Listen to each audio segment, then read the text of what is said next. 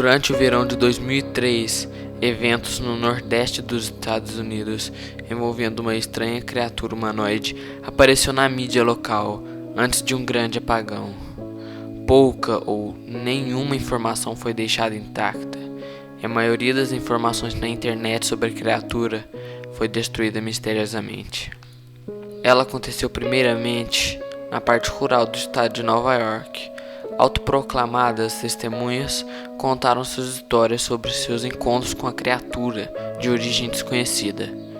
Alguns estavam terrivelmente amedrontados, enquanto outros tinham uma curiosidade que somente era encontrada em crianças. Seus depoimentos não estão mais disponíveis, porém muitas pessoas envolvidas ainda procuram respostas sobre o Rick e sobre os acontecimentos daquele ano. No início de 2006, ao final da investigação, encontraram quase 2 dúzias de documentos entre os séculos XII e hoje em dia, em 4 continentes. Em quase todos os casos, as histórias eram praticamente idênticas. Eu tive em contato com um membro do grupo de investigação e fui capaz de obter algumas partes de seu livro, que será lançado brevemente. Nota de suicídio, 1964. Enquanto me preparo para tirar minha própria vida, sinto que é necessário escrever para amenizar a dor e a culpa que sinto. Não é culpa de ninguém além dele. Assim que acordei, eu senti sua presença. E assim que acordei, eu vi sua forma. Uma vez que acordei novamente, eu escutei sua voz e olhei em seus olhos. Eu não posso dormir sem medo da próxima experiência que terei quando acordar. Eu nunca mais posso acordar. Adeus. Foi encontrado uma caixa de madeira onde haviam 2 envelopes vazios adereçados a William e Rose. É uma carta pessoal sem envelope. Querida Aline, eu tenho rezado por você. Ele falou seu nome. Trecho de um jornal, traduzido do espanhol, 1880. Eu experimentei o maior terror. Eu experimentei o maior terror. Eu experimentei o maior terror. Eu vejo seus olhos quando fecho os meus. Eles são vazios, negros. Eles me viram. Sua mão molhada. Eu não vou dormir. Sua voz. Diário do Capitão, 1691. Ele veio para mim durante meu sono. Do pé da minha cama, eu tive uma sensação. Nós devemos voltar para a Inglaterra. Nós não devemos voltar aqui a pedido do Rake. Depoimento de uma testemunha, 2006. 3 anos atrás, eu havia retornado de uma viagem até as cataratas do Niágara com a minha família no 4 de julho. Nós estávamos todos exaustos após um longo dia dirigindo. Então, meu marido e eu pusemos as crianças direto para a cama. Por volta das 4 da manhã, eu acordei achando que meu marido acordara para usar o banheiro. Nesse momento, me levantei.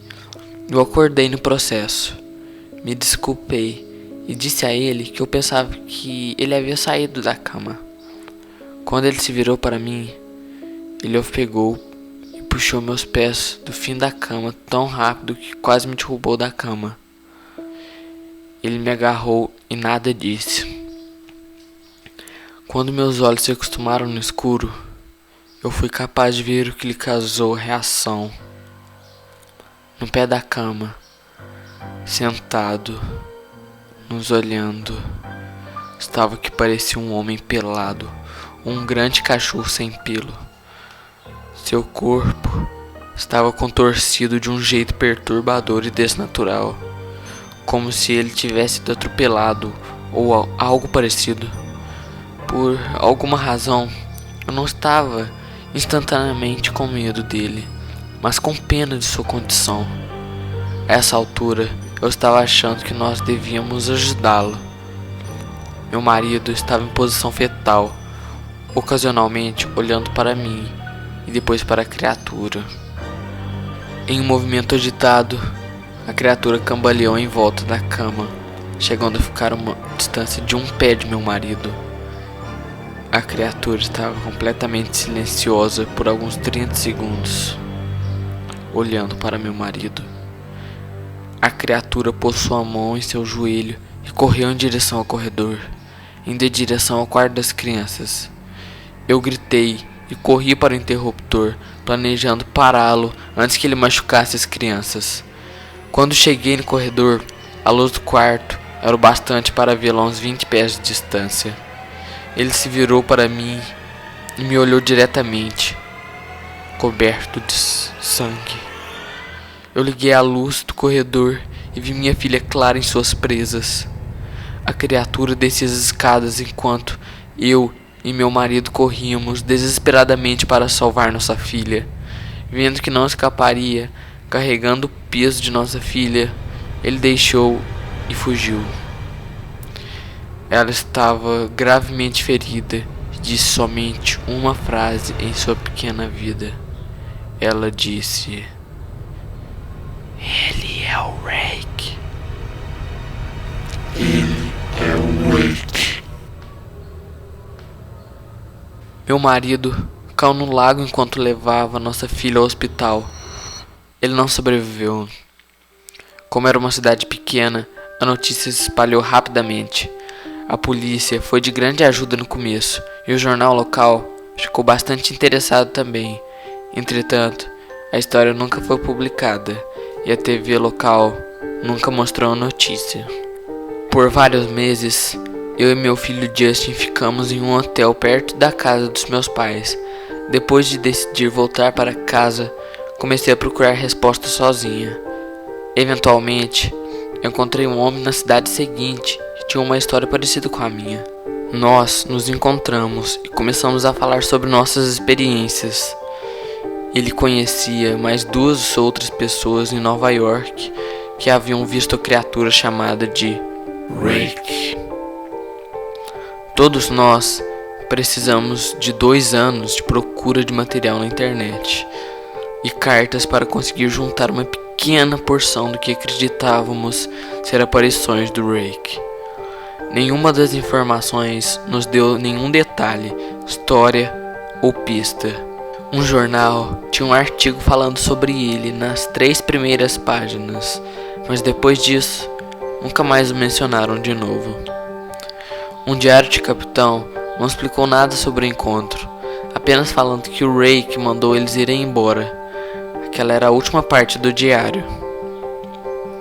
Nós descobrimos, entretanto, que a criatura visita a pessoa várias vezes.